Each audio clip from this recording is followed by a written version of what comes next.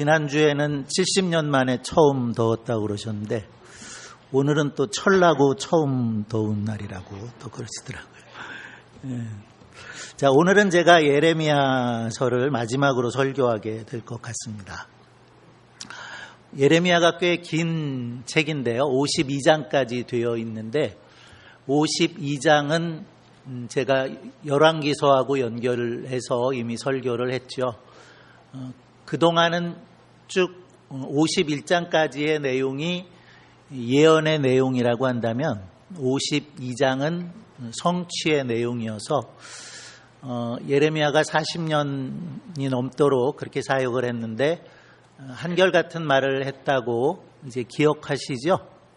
하나님께서 북쪽 이스라엘을 아수르를 통해서 멸망시켰던 것처럼 이제 남유다도 하나님께서 멸망시키는데 바벨론을 통해서 멸망을 시키신다. 멸망될 것이 정해진 일이기 때문에 항복하는 것이, 순순히 항복하는 것이 피해를 줄이는 일이겠다. 그런 말도 예레미야가 했고요. 포로되어 가지만 그것이 하나님의 심판이 아니고 잠깐의 징계여서 70년 만에는 다시 돌아오고 회복하게 될 것이다. 이런 예언들을 했습니다. 이렇게 우리가 읽어오는 동안에 보면은 성경은 구원의 책이기도 하지만 심판에 대한 내용들이 참 많이 담겨져 있다. 그런 생각이 들고요. 오늘도 우리가 함께 생각하고자 하는 것은 이 바벨론이라고 하는 제국, 이제 성경에 관계되는 제국들이 5가지 제국들이 나옵니다. 그런데 오늘 바벨론 제국, 이런 바벨론이라는 나라의 이름도 우리 그렇게 익숙하지 않죠. 근데 이제 북쪽 이스라엘을 멸망시킨 나라는 무슨 제국이요? 아수르 제국. 남쪽 유다를 멸망시킨 제국은 바벨론 제국. 그리고 바벨론이 심판받는데 바벨론을 심판할 때 그 초기에는 메데 바사라는 두 나라, 또 작은 나라들이 있긴 합니다만은 두 나라가 연합한 연합군이었고 나중에 그 나라가 페르시아 제국이 되는 거죠. 그리고 성경에는 많이 다루어지고 있지 않지만 알렉산더 대왕이 나오는 헬라 제국, 그리고 마지막으로 예수님 당시에는 로마 제국. 근데 자꾸 들으시다 보면 익숙해지실 거예요. 벌써 쥐나셨어요? 쥐 안 나셨죠? 그래도 제법 많이 들으셨죠? 자, 오늘 함께 읽은 50장과 51장 두 장에 걸쳐서 바벨론에 멸망될 것을 예레미야는 예언하고요.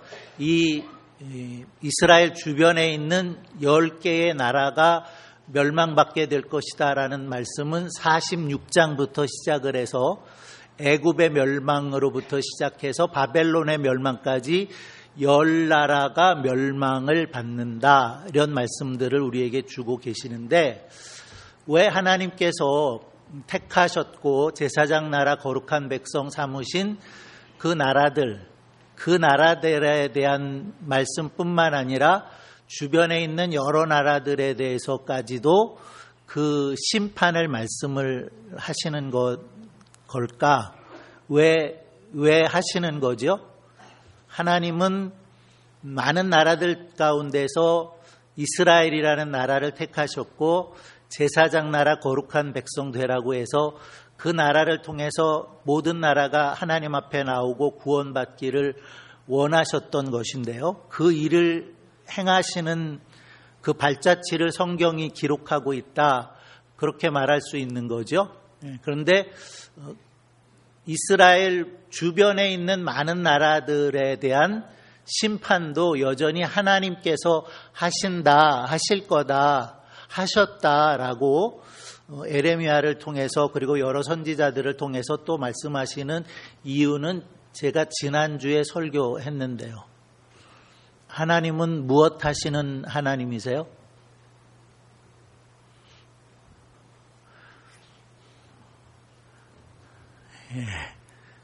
해도 너무 했습니다. 하나님은 세계를 경영하시는 하나님. 하나님은 세계를 경영하신다. 성경에 그렇게 쓰여 있어요. 그런데 우리가 잘 그런 말은 쓰지 않죠. 하나님이 세계를 경영한다. 출애굽기 19장 5절에 세계가 다 내게 속하였나니 내 말을 듣고 내 말을 지키는 자들은 내 소유를 삼겠다. 제사장 나라 거룩한 백성 삼겠다라고 말씀하시면서 창조하셨기 때문이기도 하지만 주님이 스스로 말씀하실 때도 나는 온 세계의 주인이다.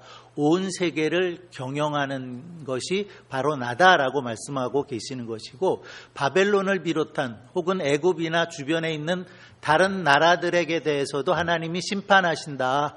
똑같이 멸망받을 수 있다라고 말씀하시는 이유는 그 모든 나라들도 모든 세계도 하나님의 손안에 있다. 하나님의 경영 가운데 있다라는 것을 말씀하고 계시는 거죠. 그런데 이제 보통 우리는 성경 전체를 얘기할 때에 하나님이 우리를 구속하시는 그런 이야기라고 생각을 해서 구속사다 그런 얘기를 많이 해요. 근데 같은 얘기입니다. 하나님이 세계를 경영하신다는 얘기나 하나님이 구속하시는 구속의 역사다. 구속, 뭐 이렇게 억압을 한다는 얘기가 아니라 구속은 값을 치르고 이렇게 건져낸다는 얘기죠. 예수님께서 십자가에서 우리를 피 흘려서 구속하셨다라는 것처럼 그 구속의 역사가 바로 성경에 말씀드리라는 거예요. 그래서 큰 틀에서 얘기를 하면 하나님의 구원의 역사, 하나님의 그 세계를 경영하시는 어떻게 구원하실 거라고 하는 것은 그 시작을 우리가 창세기 3장 15절부터 읽어낼 수 있는 거거든요. 그 창세기 3장 15절에 보면 하나님이 여자의 후손을 얘기하세요. 여자의 후손. 여자의 후손. 결국 그 여자의 후손은 누굴까요? 예수 그리스도시죠. 결국 우리를 구원하실 분은 예수 그리스도시지만 또 우리가 성경을 읽어나갈 때 그 여자의 후손은 아담일 수도 있는 거고요. 근데 아담은 좀 아니죠. 엄밀히 말하면. 이제 그 후에 창세기 12장에 가서 하나님이 아브라함을 부르시죠. 아브라함을 부르시고 민족을 이루시게 하겠다. 그 이루어진 민족을 통해서 나라를 이루시는 거잖아요. 그 이루어진 나라가 이제 제사장 나라 거룩한 백성인 이스라엘인데, 사실은 아브라함을 통해서도 이미 약속을 하셨어요. 너를 축복하는 자는 내가 축복할 것이고 너를 저주하는 자는 내가 저주할 것이고 너를 통해서 모든 민족이 복을 받겠다라고 말씀하셔서 아브라함도 여자의 후손일 수 있는 거죠. 그리고 이제 그것이 예를 들어서 마태복음 1장에 나오는 족보 같은 내용을 보면 아브라함과 다윗의 자손 예수 그리스도의 세계라고 하면서 족보들이 쭉 나오지 않습니까?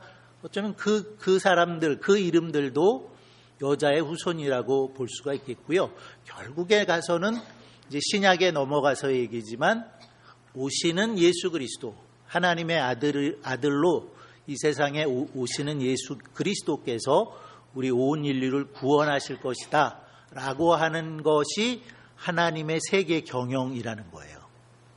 그래서 오신 예수 그리스도는 우리의 죄를 담당하시고 십자가에서 피 흘려 죽으셔서 믿는 자마다 구원을 얻게 하시는 것이고, 죽으시고 부활하신 예수님은 승천하셨다가 마지막에 다시 오신다. 이제 거기까지 성경이 가는 거죠. 이제 그동안 우리가 여러 그 예언서들을 읽었고, 그 예언서들은 열왕기 상하의 내용하고 거의 일치하는 부분들이 있어요. 그래서 북쪽 이스라엘이 주전 722년에 아수르에서 멸망을 당해요. 그죠? 그때에 아모스, 호세아 이런 선지자들 보내시죠. 그리고 이제 남쪽 유다가 한 150년 지나서 주전 586년에 바벨론에 의해서 망하는데, 그때는 어떤 선지자 보내셨나요? 예레미야 보내시잖아요. 그죠?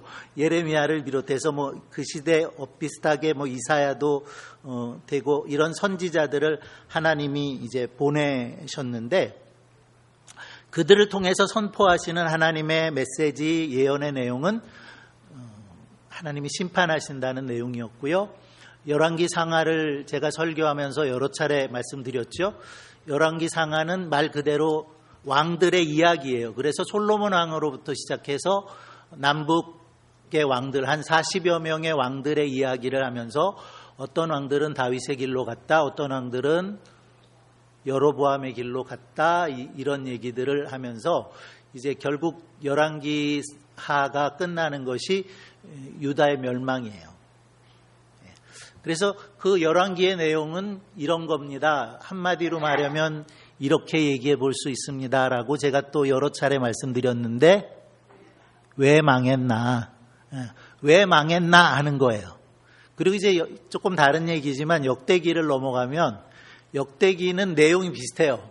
그런데 족보로부터 시작되고 북쪽 이스라엘 왕에 대한 언급은 없고 남쪽 유다의 왕들만 이야기를 하고 있는데, 그거는 왜 이야기하는 줄 아세요?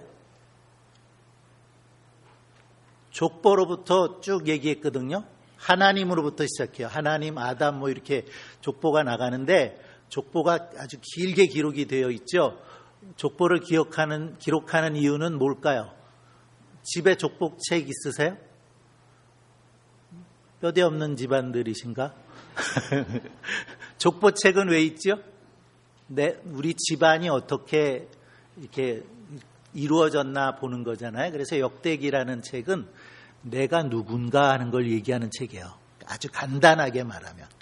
그러니까 역대기는 열왕기를 통해서 망하고 70년 포로되었다가 돌아와서 쓰여지는 그런 책이라고 볼 수가 있겠는데, 다시 한번 우리가 누구냐라고 그걸 찾는 거예요. 족보를 통해서.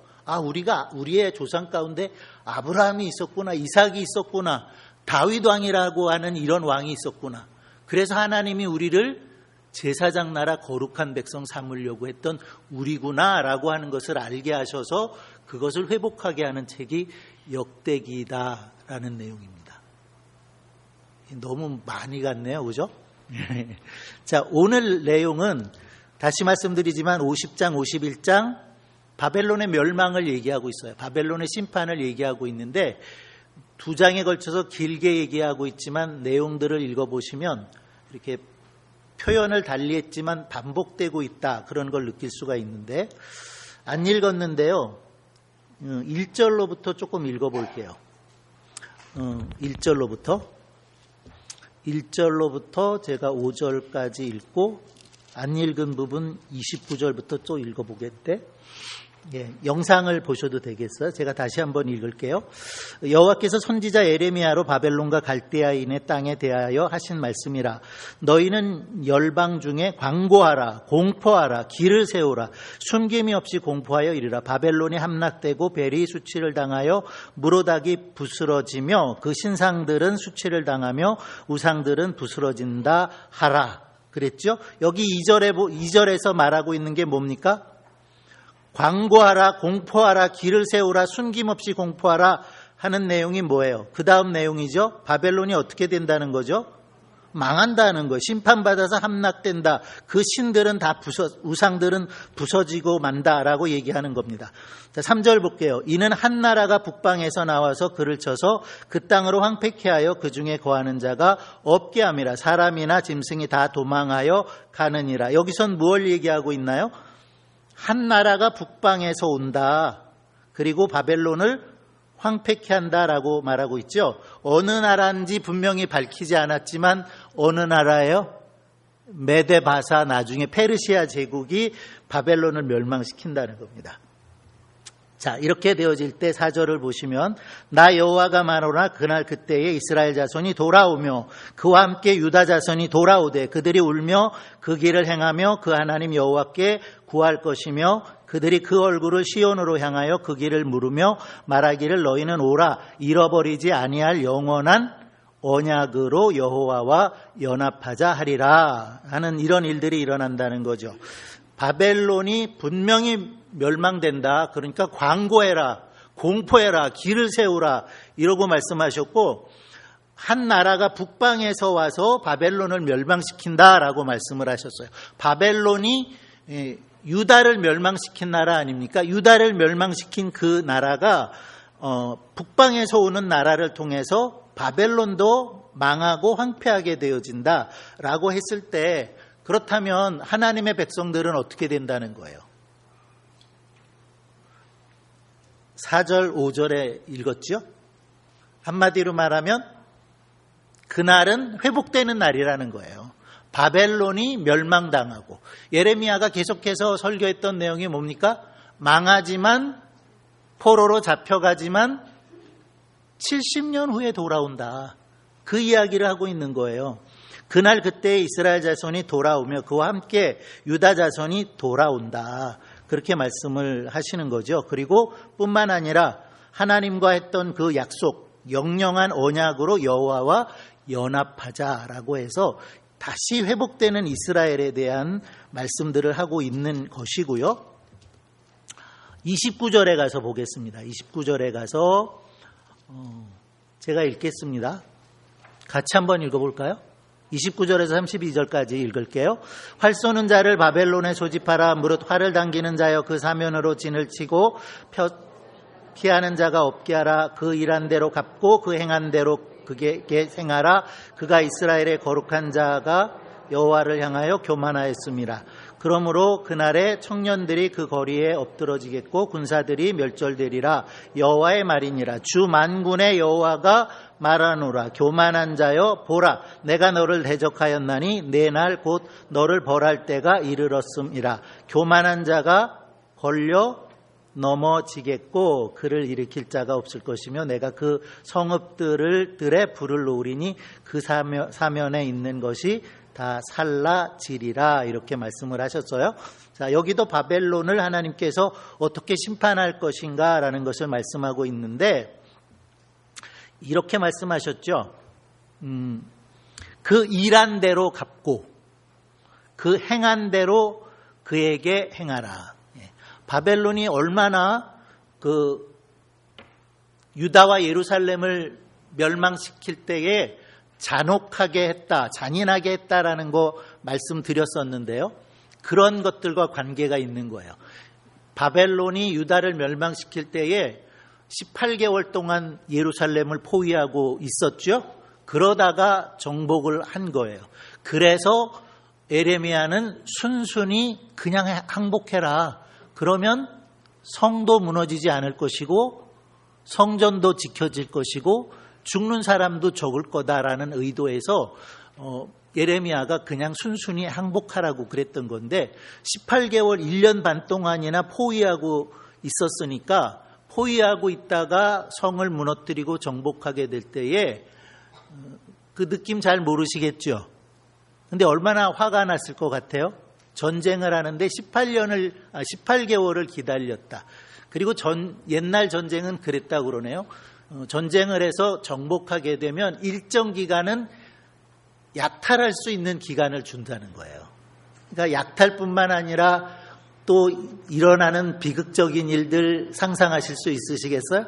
그런 잔인한 일들이 일어났었는데 그렇게 행한 것에 대해서 하나님은 똑같이 갚아주겠다라는 말씀을 하고 계시는 것이고요. 뒤에 읽은 말씀 중에서 우리가 이제 중요하게 생각하려고 하는 말씀은 여러 번 나온 말씀이 하나 있어요. 뭡니까?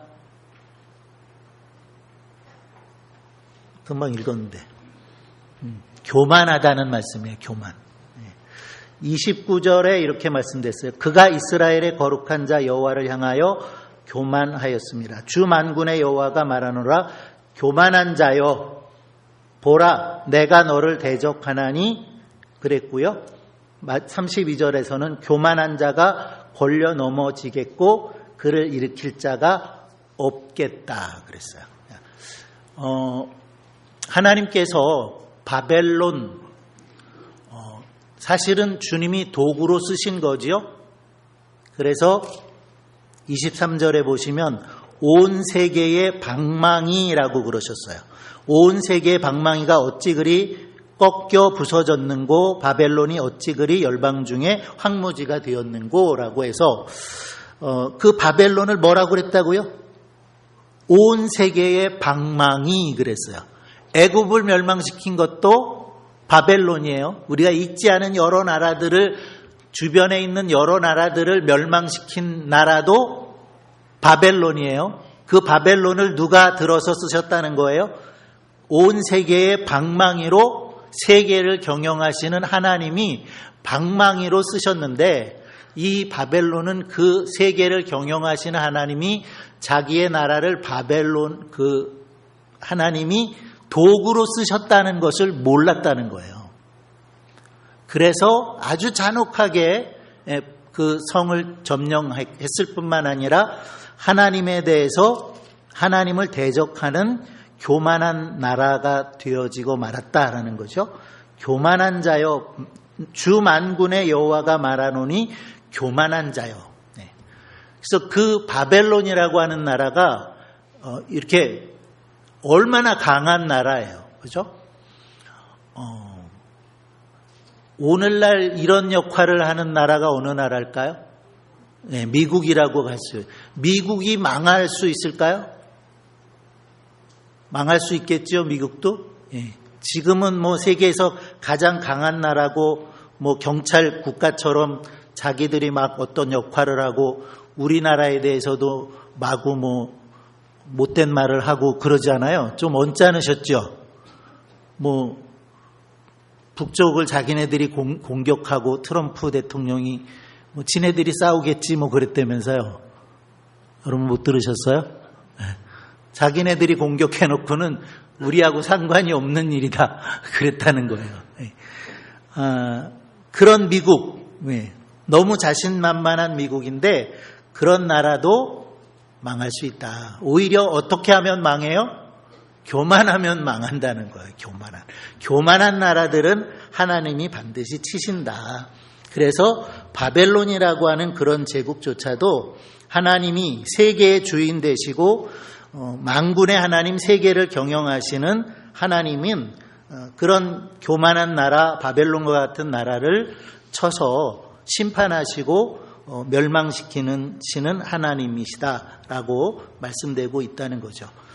바벨론이라고 하는 그 대국도, 제국도 하나님의 도구로 그저 쓰임받는 것뿐이라는 거예요. 그래서 이사야서에도 말씀하기를 작은 그 바벨론 제국을 향해서 하나님 손에 붙들려 있는 작은 붓직갱이에 지나지 않는다라고 말씀하고 계시는 것을 볼 수가 있습니다.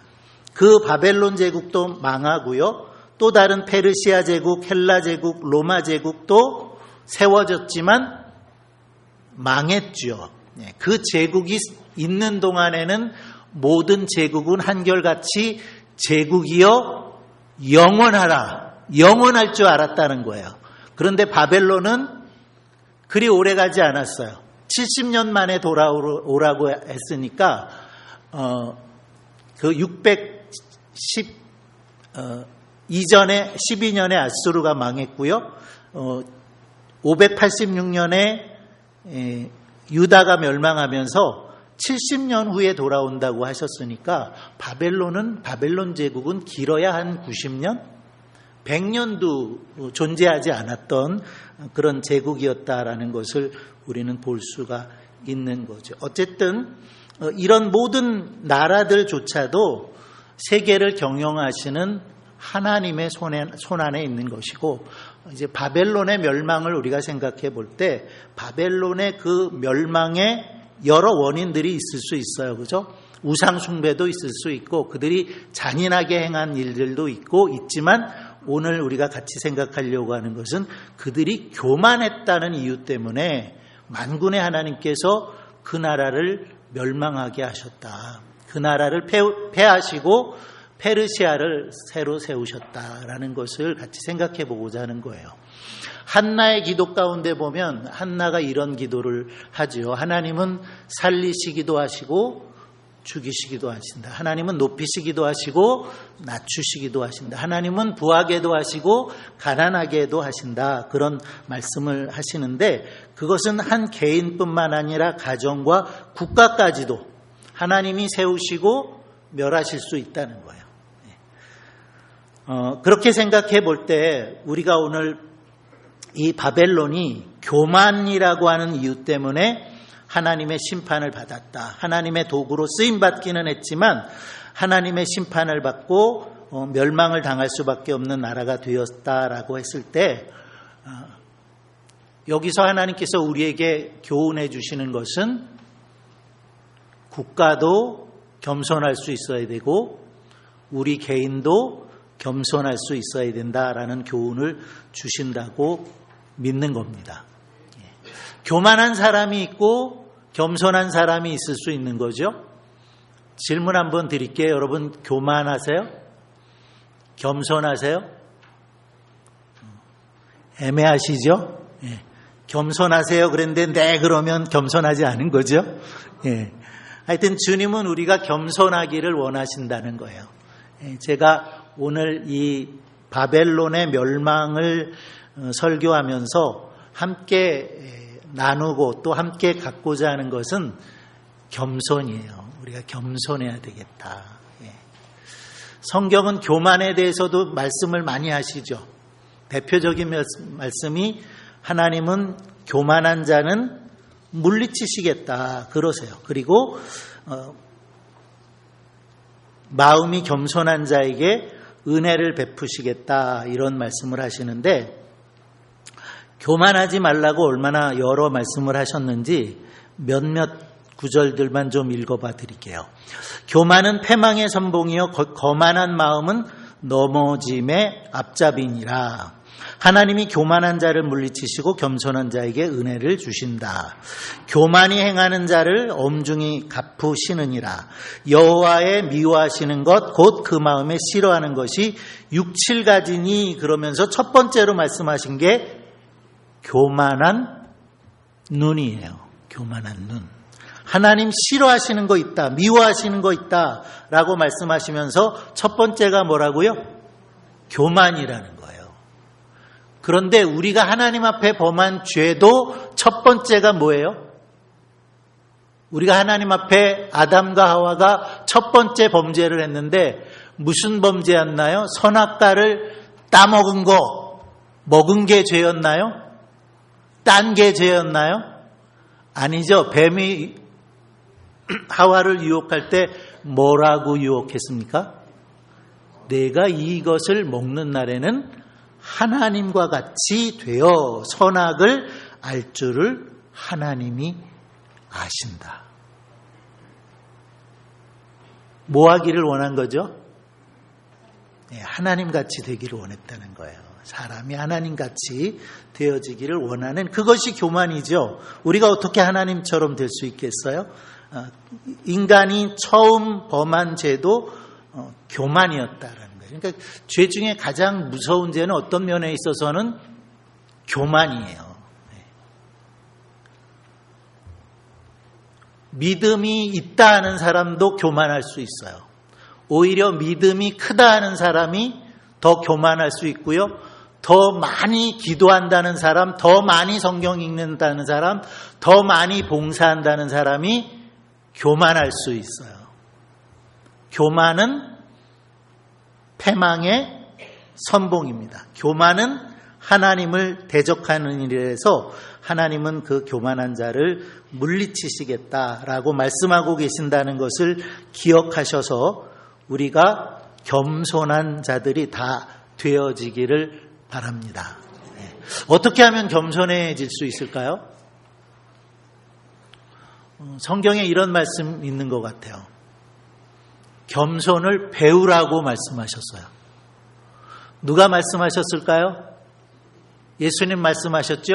수고하고 무거운 짐진 자들아 다 내게로 오라. 다음에 해보세요.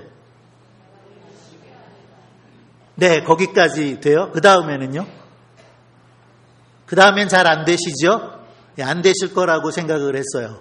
수고하고 무거운 짐진 자들아 다 내게로 오라. 내가 너희를 쉬게 하리라. 나는 마음이 온유하고 겸손하니 나의 멍에를 메고 내게 배우라. 그러면 너희 마음이 쉼을 얻으리니 이는 내 멍에는 쉽고 내 짐은 가벼움이니라 라고 말씀하셔서 겸손은 배워야 한다는 거예요. 예수님의 첫 번째 말씀은 배워야 한다는 거죠.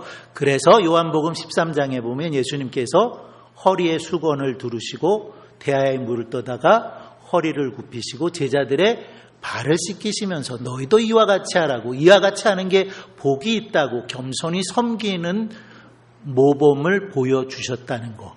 우리가 예수님을 보면, 예수님을 알면, 예수님이 행하신 일들에 대해서 배워가면 겸손을 배울 수 있다는 거죠. 겸손한 분이 되고 싶으세요?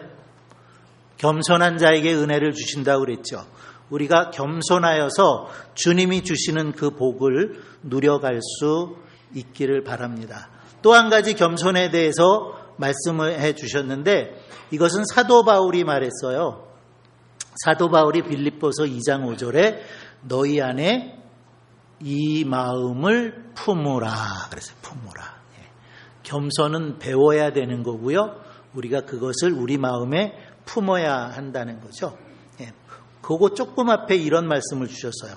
오직 겸손한 마음으로 각각 자기보다 남을 낮게 여기고, 낮게 여기는 게 아니라 나보다 더 낮게 여기라는 거예요. 우리가 겸손한 마음을 가지면 다른 사람들을 이렇게 낮게 보거나 이런 일을 하지 않는다는 거죠.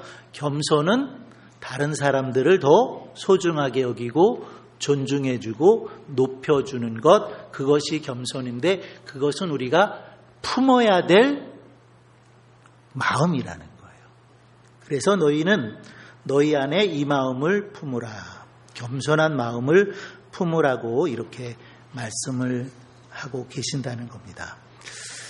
자, 예수님은 이런 말씀 주셨어요. 무릇 자기를 높이는 자는 낮아지고 자기를 낮추는 자는 높아지리라. 여러분이 아까는 아무도 대답을 못 하셨어요. 근데 이번에는 대답을 한번 해주세요. 여러분 교만한 사람 되고 싶으세요? 겸손한 사람 되고 싶으세요? 대답하기가 어렵죠? 다시 할게요. 여러분 겸손한 사람 되고 싶으세요? 조금 적네. 근데 그래도 우리가 다 예수님의 말씀처럼 예수님의 그 겸손을 배울 수 있기를 바라고 사도 바울의 말씀처럼 겸손한 마음을 품어서 저 사람 참 겸손한 사람이다. 주님은 그런 사람들에게 은혜를 주시고 또 복을 주신다 약속하셨는데 겸손함으로 하나님의 은혜와 복을 받아 누리는 우리 모두가 되기를 바랍니다. 기도하겠습니다. 하나님